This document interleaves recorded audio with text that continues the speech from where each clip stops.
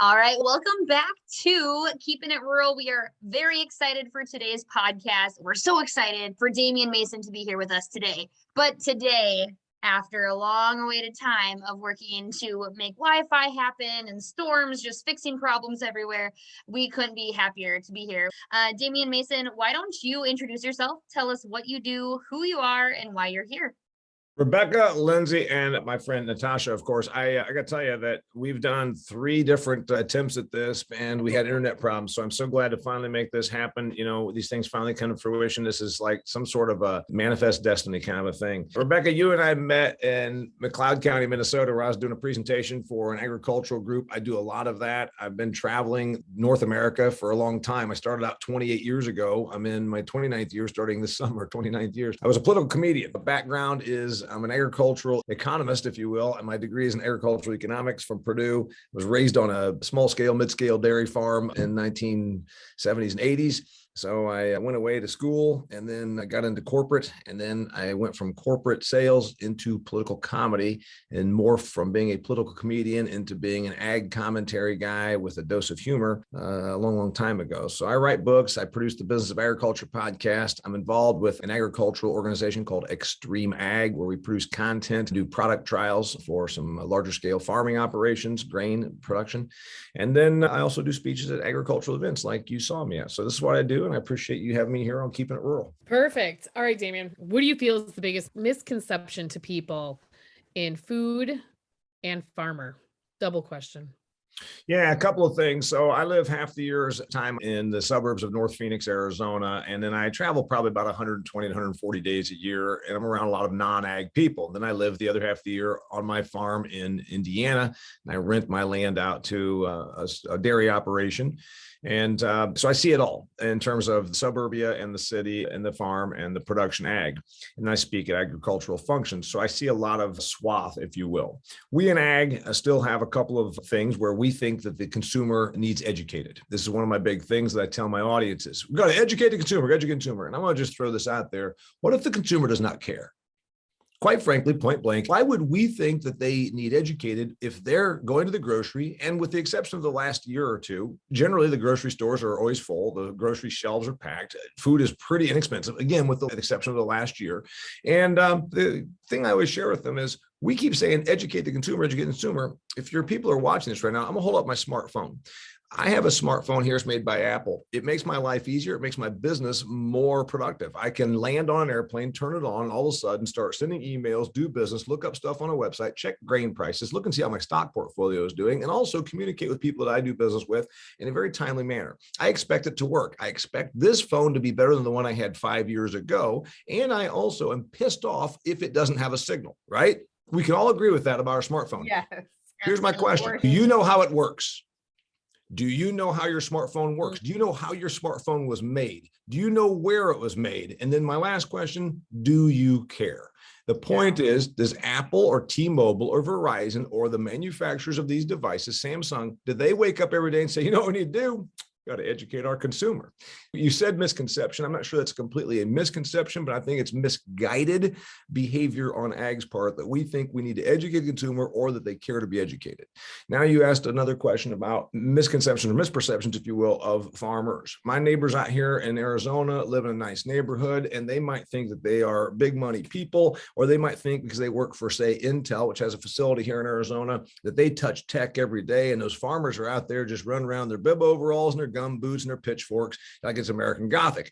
And we all know that is not the case. Now, the good news is smarter, business-minded consumers realize that agriculture is a business, but yet it persists. And sometimes we allow this to persist with our own portrayal of red barns and, hayride, pumpkin patch days. And we say things like, you know what, we're doing outreach to the community. I'm like, wait a minute.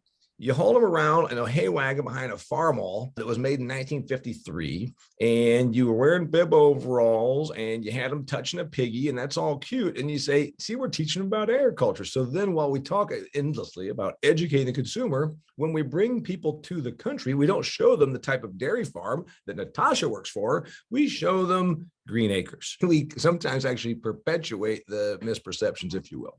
Absolutely.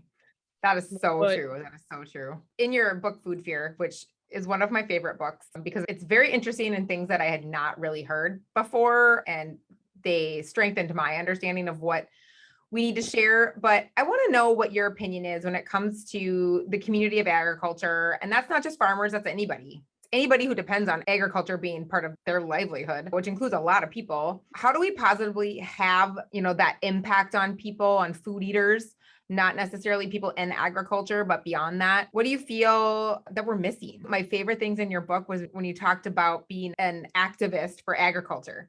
And most of us know what activists for environment or animal care have done to a lot of terms and a lot of thoughts about agriculture. But how do we best become activists for agriculture? If a lot of people don't care, what do we share? And how do we share it? Yeah. So activism, as I tell my ag audiences, is a business. I put S's in the activism word, a dollar sign where the S should be in the word activism, because it's a business. You think about it, it's a brilliant thing. They set themselves up as 401(3)Bs or whatever the tax code is, where you don't pay taxes, but you can bring in boatloads of donations and fundraising, then you can hire employees. So essentially, it's a nonprofit, for-profit organization. The workers are getting a profit. And then, of course, they leverage volunteers. They get what Lenin, I think it was the Soviet leader before the one that's currently trying to take over the world, Lenin used to call the people that were his promoters his useful idiots. The folks that are out there carrying signs out in front of Whole Foods protesting the evils of modern agriculture are really the useful idiots. They are not being paid, but they create media spectacle and they create and garner attention. And the organizations like Environmental Working Group or Humane Society of the United States really leverage that very effectively because they are business-minded, not-for-profits. So what they do really remarkably well is they understand human emotion. And agriculture does not understand human emotion. We go out there and tell everybody about the science. We tell them everything about the science of why gestation crates create more pigs per litter, which is more efficient, which then lowers your price of pork chops. And what does the Humane Society do? They take a picture of a sow in a gestation crate chewing on the bars, saying these animals are going insane because they're in the small little captive pen, like you would too if you're in a small captive pen. Isn't this evil? And they don't even have to say it. They just take a picture of a sow in a gestation crate chewing on the bars, and they say, look at this. And that's all it takes. So the activism understands emotion, and we do not. There's another thing that they are even better at. First off, they make it a business. And if it is your business, you really do a good job understanding this. Our business is production. Their business is activism. If we were just stop and understand that, we're good at producing pork, bushels of soybeans, what have you. That's our business. Their business is producing controversy. It's a conflict industry, and they use emotion to do that. But there's one more important thing that really works for activism that we don't get. Activism keeps in mind that it feeds the individual that supports the activism. We don't make it about our consumer. We make it about us too much. Look at these activists. They're coming after us. We're trying to produce your food. Okay. If you go to the grocery and there's always groceries, you don't feel an impact. But if the activism says to you, you know what, Lindsay, you must hate the environment so badly that you're that selfish that you're going to eat beef. And we know that those cows are destructive to the environment. Now, they take things that are really not positives or not even truths, but they then package it right into the individual and do the assume on the truth.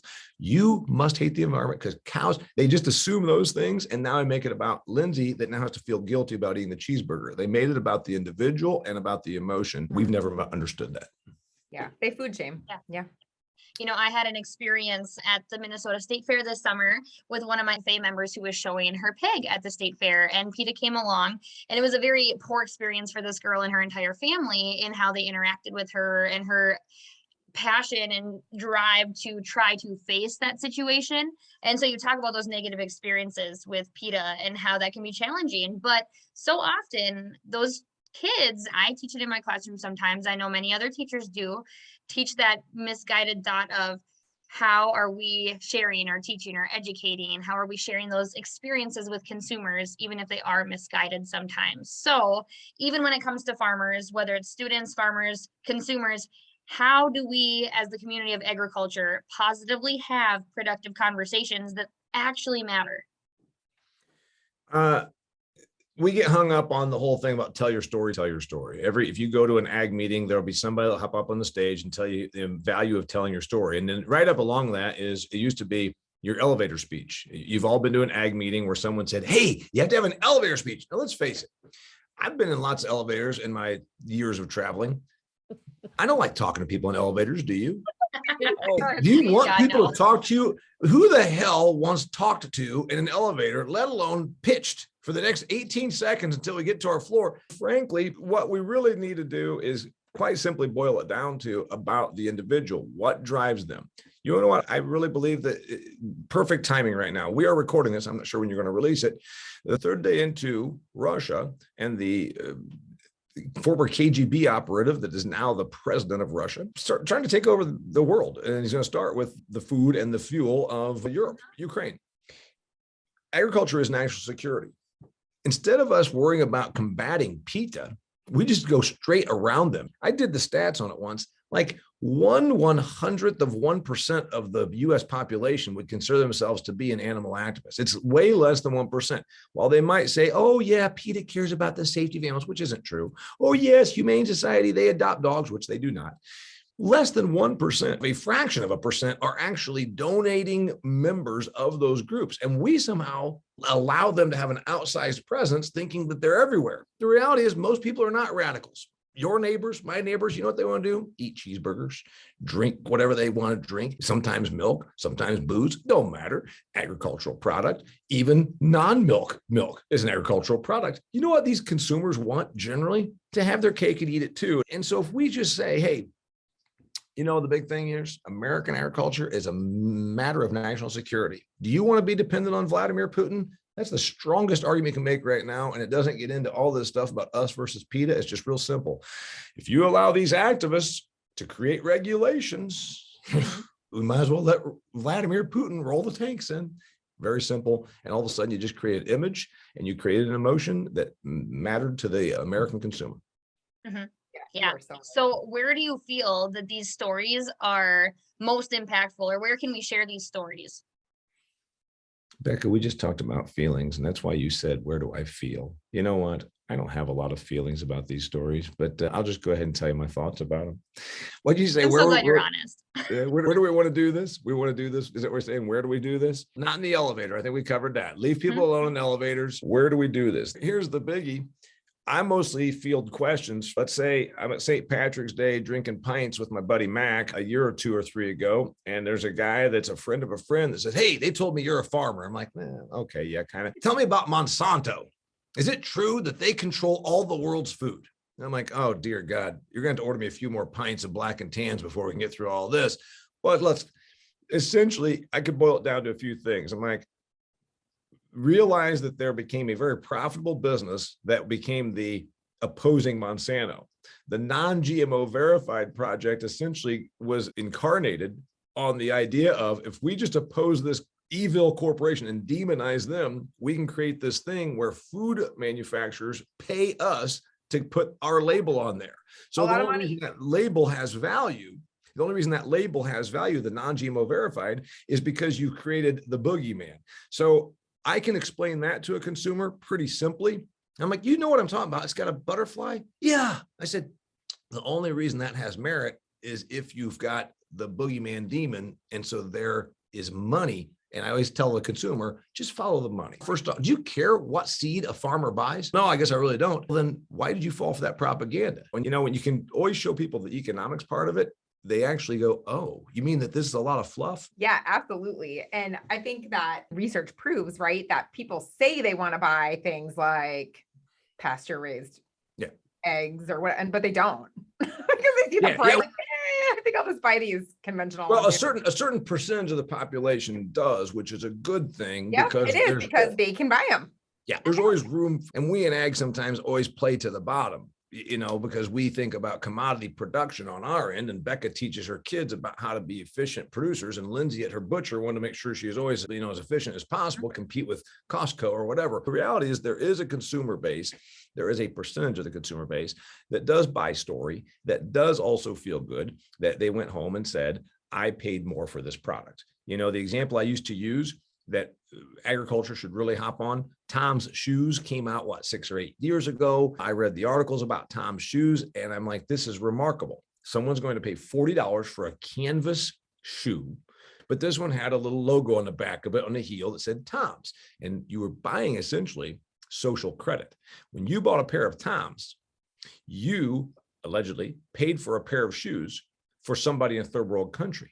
So you could feel good that you changed the world, and all you really did was go to the mall or go on Amazon and buy a pair of shoes.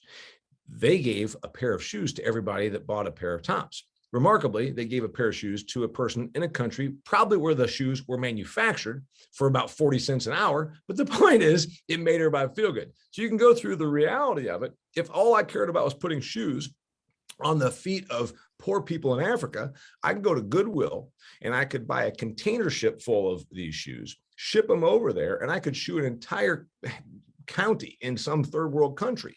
But do I get social credit for doing that? Wait a minute. Instead, I can go to the store, buy a pair of Tom's for $40, and I walk around, and everywhere I go, I prove that I care about those poor people. Do I really care? I bought the shoes. So here's the deal. We in ag should capitalize on this and for margin all you want. And we are seeing this, but we on commodity side think, oh gosh, that's crazy. There's a reason that folks go to Whole Foods and buy a product that says we are at 0 carbon emissions. Well, that's right. And having multiple markets is just great. It's great for everybody. It's great for the consumer and it's great for the farmers. We raise conventional cattle and natural cattle. It's like, why not? If you can There's do no both. question. There's no question. You think about it, ladies, every other product category, I have Coors Banquet on tap. Is it fanciest beer? No. Is it the cheapest beer? No, it's a mid-level beer and it's what I like. But I also have fancy German beers in my refrigerator. And then I guess if I was going to have my 21-year-old friends from college come over, I'd probably get some low-end stuff and put in there like Busch Light. I know that we do want to talk about carbon credits, but before that, I want to ask you about the term feed the world, because I know listening to your podcast, you bring it up a lot. And in the book Food Fear, you talk a lot about through world population. And I think this is something that people need to hear more of, because we've been setting ourselves up, especially in agriculture, and giving ourselves this high horse mentality of we're feeding the world. And when the fact comes that we don't necessarily need to produce more, we don't necessarily need to produce what we're producing today, but we need to be open-minded to opportunity. So why do we got to stop saying feed the world as an agricultural community? And what is the truth about population in a nutshell? Because I know it's a big topic.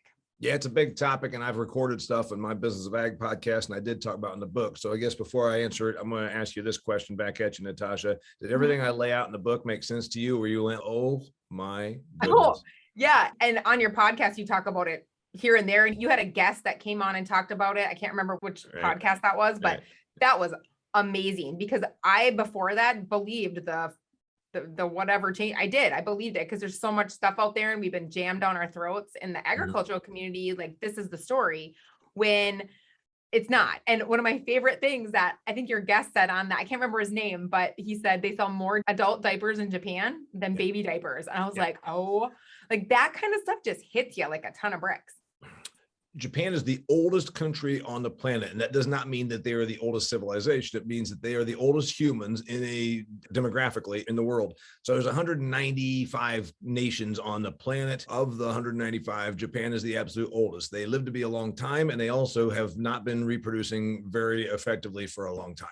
So of the 195 countries on the planet, there's only a dozen that have a positive fertility rate. Positive fertility rate really means birth rate. So to keep a population at the same population, you have to have 2.1 births per female. And the 0.1 is because we have infant mortality and we have some death loss and some of those things, sadly. So it takes 2.1 births per female to keep your population stagnant. The United States of America right now is at 1.6 births per female. We had only 0.1% population gain last year, 2021. We've been under the 2.1 since the 90s. The only reason our population grows is because of immigration. Legal, illegal, don't matter. Almost all of the world is at a negative birth rate, meaning most all of the world is under 2.1. And this is shocking to most folks because, as the author of Empty Planet called it, it's vertical knowledge. Vertical knowledge is that which you've always just known because you've always been told and it's always been accepted. Population is going to run rampant. We'll never stop growing in population. We're all going to starve. By God, agriculture, feed the world. Of the 195 countries on the planet, only a dozen are above 2.1, and it's none of the ones that are actually going to make a big impact, meaning it's none of the big populous countries. Obviously, China and India are the two biggest. 37% of the population of the world lives in those two countries. They are both under 2.1. In fact, China is only at 1.3 birth rate. Wow. China has been in this situation for a long time. So you've really got to change your whole mind shift. If agriculture's success has always been predicated on more mouths to feed, this won't change in the next 1 or 5 years. But in the next 20 years, Brazil has been used a lot as an ascending economy, and they have an ascending population. They are now at 2.1 or under. So it's not just wealthy Western European countries that aren't breeding, it's all of the countries except for a handful. This really then sets up this thing of, okay, we've always predicated the whole entire argument of what ag does on we have to make more food. What if it gets to where we don't have to? And there's another caveat to this. We waste about 35% of all the food produced. Countries like the US, because our produce all comes together at the same time, you can't possibly use any more of it. So in Florida, California, Yuma, Arizona, we don't need it right now. We're a little bit oversupplied. We waste it because it's inexpensive in the United States of America. Even with these food price inflation issues, we're still probably throwing away more food than your grandparents did. We waste food in third world countries, or developing nations as they're called, because we don't got infrastructure. We don't have railroads and ports and highways, and we don't have refrigeration. If you're wasting 35% of everything you produce, doesn't that mean that we already then have enough food to feed the world? Indeed, it does, because there's only about 13% of the global population that's food insecure, and we're overproducing by about 35%. The issue, even though your mom told you or your somebody, eat your peas because there's starving children in Africa, it don't matter whether you eat your peas or not. It's an issue of distribution and of infrastructure and of economics and sometimes politics, why folks are going hungry. It's not a matter of production. So our mindset, our entire mindset must shift in the next 10 years away from feed the world to feed it better, control food waste, do so to appease the political forces as best we can, which is going to be a challenge on their idea on how it should be produced. And that's probably a bigger challenge. So feed the world, yes, is a little bit outdated, and most people in ag have never heard that before. So can we touch base a little bit, Damian? When I lived out in Montana and Wyoming, the carbon tax credit was a huge conversation at every coffee shop, you know, the rope store, the vet clinic, whatever. Can you touch on that a little bit? And how do you feel they're going to impact farmers and ranchers?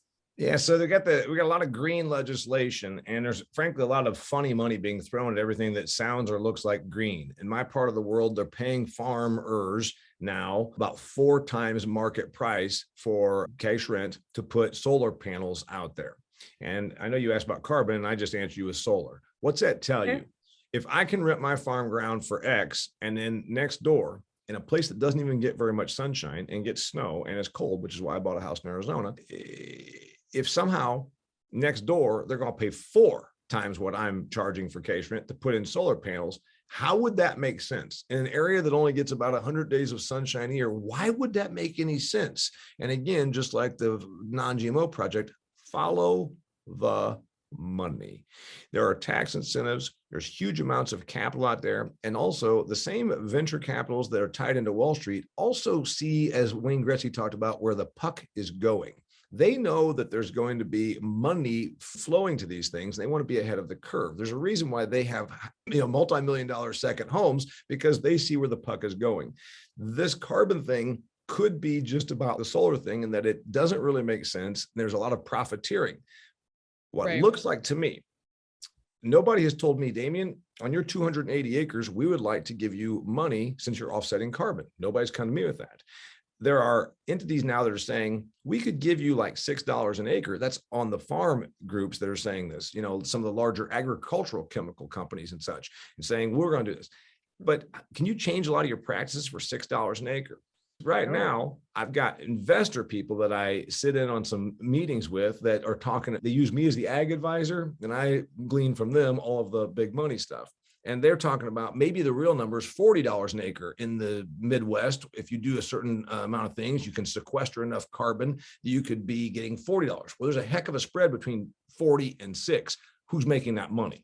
So I'm afraid, and I know that this is some of the sentiment among agricultural producers and landowners also, that this looks a lot like there's going to be somebody making money off of carbon, but it isn't necessarily going to be the landowner. Right. It's kind of the Wild West out there. I've been on a number of these calls, mostly just as an observer, and then I answer a couple of questions because they don't know things like, values of real estate and those kinds of things. And that's been my role. It's coming, but I'm not sure that it's sorted out yet. We would need a real market, and I don't like government, nor does anybody probably listening to this podcast. But right now, if you want to sell a bushel of corn, or if you want to buy futures in soybean meal, or if you want to purchase copper, you can go on a board of trade and you can buy those things. You can set up an account and you can do all that. And it's regulated and it's also understood.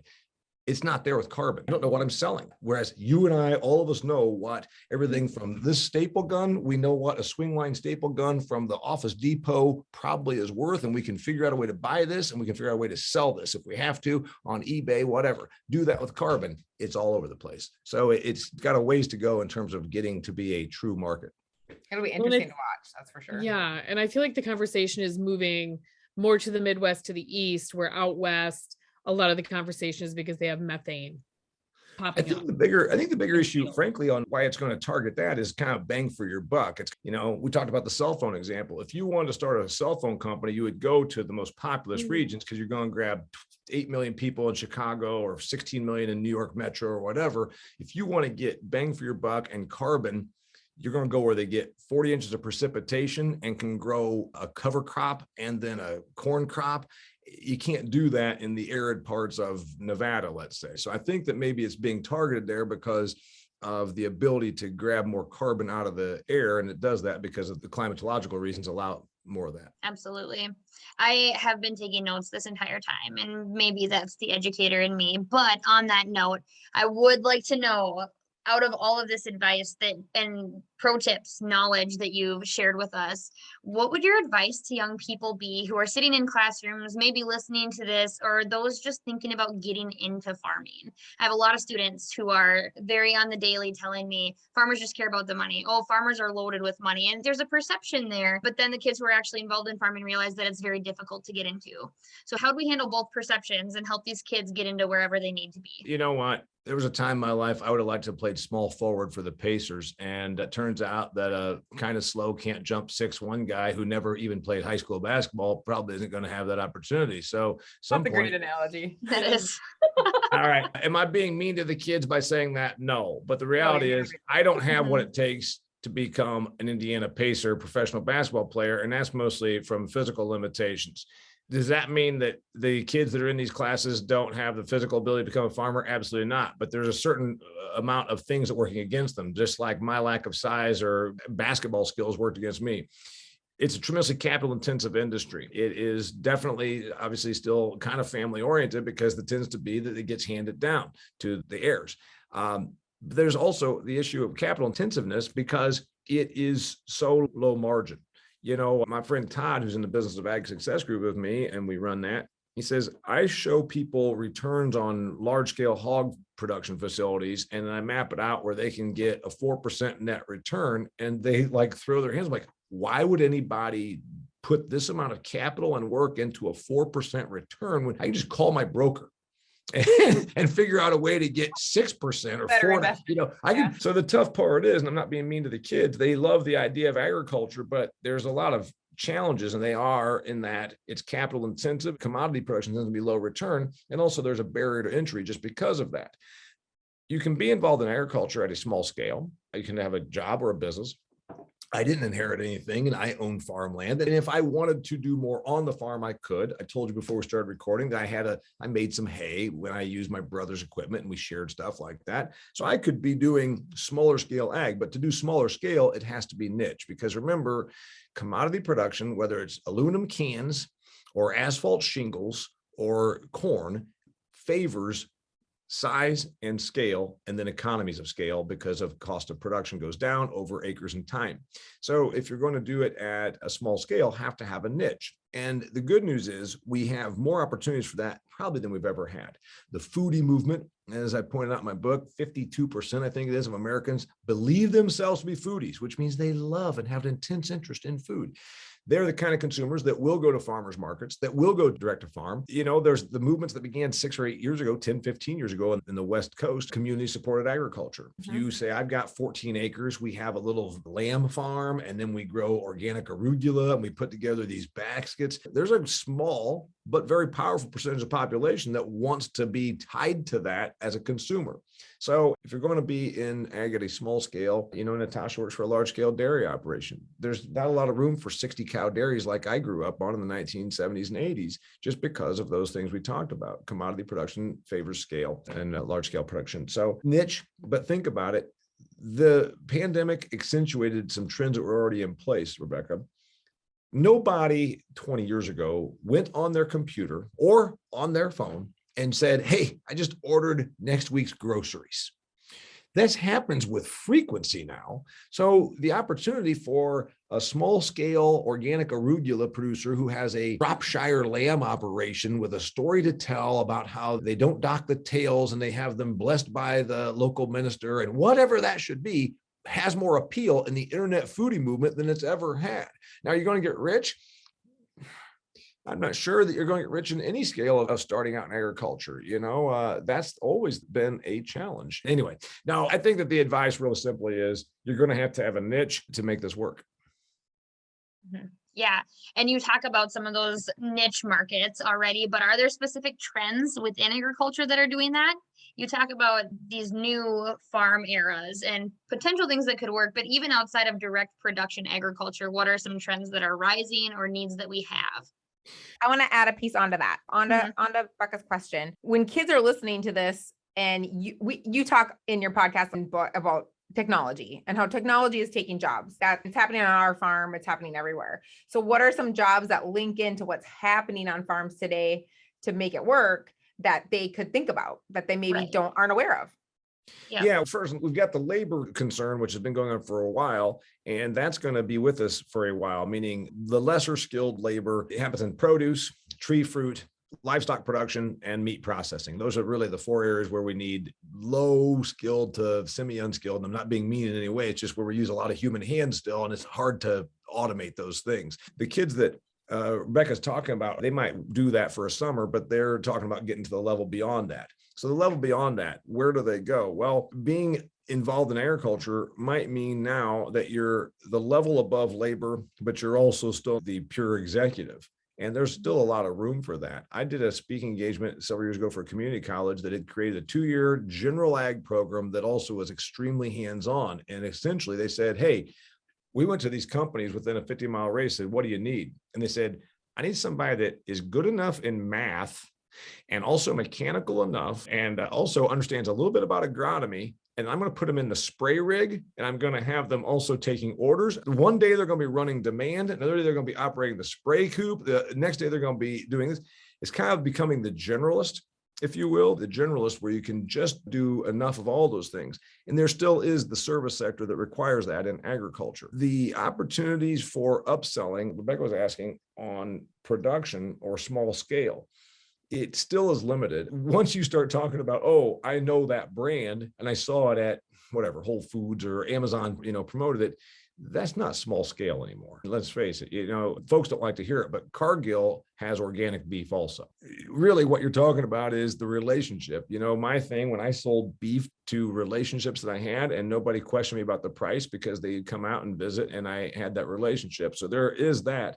As far as doing stuff where the future for the young folks that can be in this, I would encourage anybody that does not want to go and get a 4-year degree to at least find something like that 2-year program that I spoke of. Essentially, it's kind of like the classes you're teaching, Rebecca, going 2 years further into it. Now we're going to get more into soils and more into drainage and more into sprayer and parts per billion and calibrations. And we're going to also take a tour of the meat processing facility so that if they need workers to come in here, you're a step above the meat cutter, but you're also still not at the ownership level. And that's fine. You can make a nice living here because you understand all of the steps in between. There's still a lot of those kinds of things on that supply chain, which, as we've seen, the supply chain's gotten squeezed, which has created a tremendous amount of havoc. The reason it got squeezed a lot of times is because a lack of human capital. So I think there's still a need for the human capital out there. For sure. Absolutely. I love that because you talk about that ultimatum of, okay, you have the person that can't come back to the farm in production, and that's the realistic approach, but we still need laborers. And I think what the careers you're talking about are that sweet spot in between. They can find those skills, they can find that drive and what they can be happy with and do all of that in that sweet spot. We're going to automate out of pure necessity. You know, the old thing, necessity is the mother of invention. We're going to have to do that because, you know, when I'm reading that meat facilities are at 91% capacity, that means they're 9% under on their ability to process because they don't have enough people to cut the carcasses. I made the point that that'll happen first in poultry because it's the most standardized, consistent product. You know, a broiler comes in at 6.3 pounds, pretty much without any variation at all. You can standardize the processing of that probably more easily than beef processing because sometimes a fat heifer comes in at 950 pounds and then a Brahma comes in at 1,800 pounds. How do you standardize the line for that? So I think that you're going to see that on the meat processing. You're going to see some automation. Produce becomes a challenge because it gets touched by a lot of human hands. But like I said, what you outlined was the level above labor anyhow, and where are the opportunities? The good news is we are in a food inflation time right now. Generally, that's not been the case throughout American history. We've always produced enough that we have the least expensive food, but that doesn't mean that there's not a place for more expensive food. So there is opportunity for value-added niche type production. And that's where I think we're going to have to get creative. And it seems like the marketplace is there for it. Yeah, for sure. And we're automating and adding robots in our dairies because it's just, there is no immigration visa that you can use to milk cows on any dairy. It doesn't exist. Right. So it's even immigration can't help with some things, right? So we have to figure out ways to make it work. I'll throw another one at you. Nobody ever wants to think about this, just like the population thing. What if we run out of immigrants that are willing to come here and do the work? And nobody has ever thought about that. Or we make it too hard for immigrants to get here. Yeah. Or how they're treated here. Yeah. Again, what if Western Europe has the same problem and says, wait a minute, we need some people to come here and put milkers on cows, and it becomes a competition. There's a lot of immigration that occurs there too, right? So it's a problem. I wanted to ask this because I was listening to your podcast this week and I was inspired to ask you this because I agree with you that a lot of farmers grow corn and they grow soybeans, or they just grow corn and they just monocrop for years and years. And that's what they do. They have the equipment for it. They're set up to do it. So they just keep doing it and doing it. And we don't always look at the entire egg industry and say, do we really need this much of that? So I was inspired by that conversation. And I wanted to ask you, as an agricultural community, as farmers, are we missing something? What are we missing? What should we be paying attention to as the future of changing what we are growing? And what should we be thinking about for the future, in your opinion? When you think about it, they taught me a long time ago in one of my economics classes that you might think that economics is about guns and butter because somebody used that example with the two charts, or it's about supply and demand curves. And it's about all these, terms like, utility of demand. And we can go through all those things and that's fine. But let's face it, what economics really is at its base level is human decision-making. Humans do generally what's in their best interest. Farmers generally do what is in their economic best interest. Now, they don't always do it as effectively as you might think. And for instance, sometimes they don't set up their estate planning as well as they should, or they might make some mistakes on the business side of managing it from the office. But generally, they love to produce stuff. That's what farmers are driven to do. And they generally do that which serves them most economically or makes their life and business easier. Corn fits that bill. Right now, we're in an amazing situation with all the tumult in the world that corn prices are rallying. That's good. But I've seen this before. In the 1980s, the PIC program, which paid farmers in corn to not plant corn. Look it up if you're bored. PIK, Payment in Kind program, paid farmers with corn to not plant corn. The idea was then we doubled down on bringing the supply down. Then we got into the early 2000s and we invented this thing called ethanol. Oh, hallelujah. We can start growing more corn because, by God, we're going to mandate the use of ethanol. Ethanol was a short-term solution to a long-term problem of having too much corn. Right now, we don't have too much corn. We got a lot of tumult going on in the world, but we'll get back there again because that's what usually happens. So you're saying what's going to change that? Electric vehicles don't, even if you mandate that it be put in fuel, if we go to electric cars, that means ethanol goes away. So this is going to change things. Example that I gave in my book, we grow a lot of soybeans. We're going to about 90 million bushels of soybeans are getting planted this year. there was 100,000 acres of soybeans planted 100 years ago. So really soybeans caught on post-World War II and the industrialization and then all the ability to use the oils and all this kind of thing. So is our crop mix going to change? Yeah. Is it going to change tomorrow? No. But it's going to change because certain elements are going to change. Again, ethanol being the biggest one. When ethanol goes away or is cut in half, right now, about 38% of our corn crop goes to ethanol. Will we find more profitable things to grow? Right now, they're growing solar panels and it's paying you about 3.5 to 4 times what you could justify paying rent for it. Are we going to be doing some more odd things? I say that. I believe that there's going to be more oddball crops 1, 5, and 10 years from now, for sure, because the marketplace demands it. Again, a more affluent, older consumer demands a different set of products than a population that is consisting of, 20-year-olds. So I think we're going to see a little different product mix. And again, you talked about those other things. What if one of those kids that's in Rebecca's class that's saying, how can I do this? What if they're able to have a job in town and buy 40 acres? And then they go to some company and say, you know what, we're going to put signs all over our farm that say that your company is offsetting your carbon by the practices we're doing here. You know what our practices are going to be? We're going to be all organic. We're going to use cover crops and we're going to do this and this. All of a sudden, there's a story to be told. There's money coming in. And you're saying that seems a little bit far-fetched. If I had told you 20 years ago, you're going to hop in a car with a stranger that you just dialed up on your phone and think nothing of it, you'd say, no, Damian, that's crazy. That's crazy. I'm not going to, some tattooed up dude named Lonnie is going to pick me up at midnight and drive me somewhere. And I just got him on my phone. You, of course, being 3 lays, be like, I would never do that. Do you do that? Yes. Yep. And we love it. So I think you got to be careful about predictions sounding too crazy or too wild, because I tell my ag audiences, we've seen more changes in agriculture in the last 100 years than we saw in the 9,900 years prior to that. And we're going to see more in the next 5 to 10 years than we've seen in the last 100. And that's really remarkable. We went from no chemistry, no technology really to speak of. We went from oxen and human hands to what we have today. Now imagine that much change again in the next 5 to 10 years. And I really think that we might be poised to do that. Yeah. I'm still dwelling on everything you've been talking about. So captivated. What do you feel the future holds for agriculture and public opinion of food? Actually, I'm very positive about it. I'm very positive about it because of all the things we already talked about. The number of people that consider themselves to be foodies, the array of products. If the consumer wants to pay you a premium for blue corn made tortilla chips that were blessed by a rabbi, grow the blue corn, process it, stick it in a bag and charge them a premium for it. And why would you complain about that? I told you when we started about the number of things that I do. If someone said, hey, would you alter what you do to appease me, but I'll pay you for it? Yes. yes. Unless it involves like putting on a bunny costume in some sort of compromising position, I'm probably going to do it because let's face it, we all are profiteers out here. So I'm pretty positive about what the future looks like, frankly. And I think our concerns, you said what my concerns are. Yeah. A regulatory environment that is damaging to us, and it will be regulation not pushed by science. I'm really concerned about that we'll have activism-based regulation that harnesses us and handcuffs us, and it'll be through fear and through misinformation, not through any real reason. And our ability to thrive is obviously compromised when we have too much of that. Nice. Absolutely.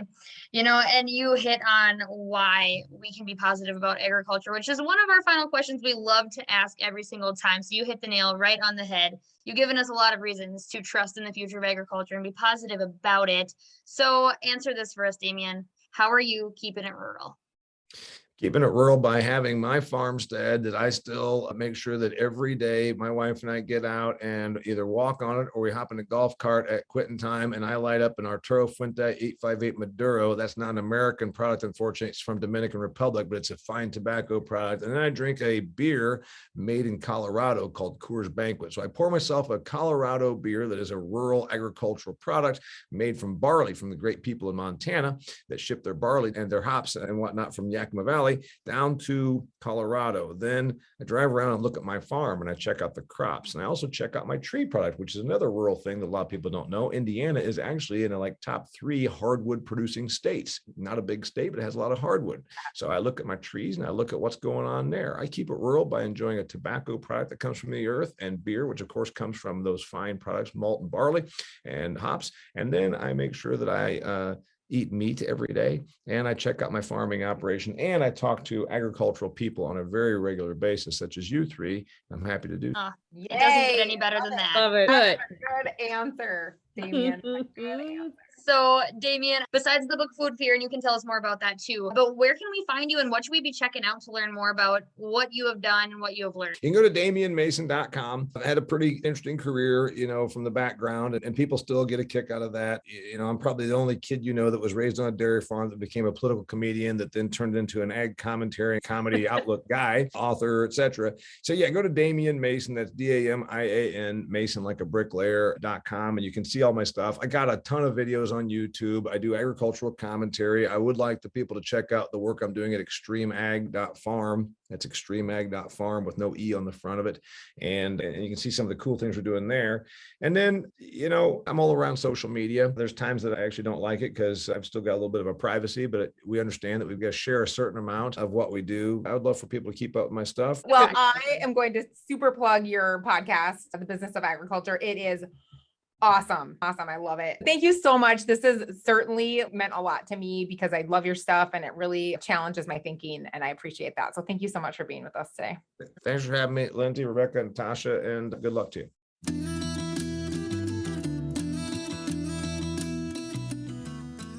It's not a party without you there. Follow our crazy on Facebook and Instagram, and be sure to check out all episodes and extras at keepinitruralgirls.com. Until next time, keep it rural. It's time to pour on the fire and call in the dogs. That's all, folks.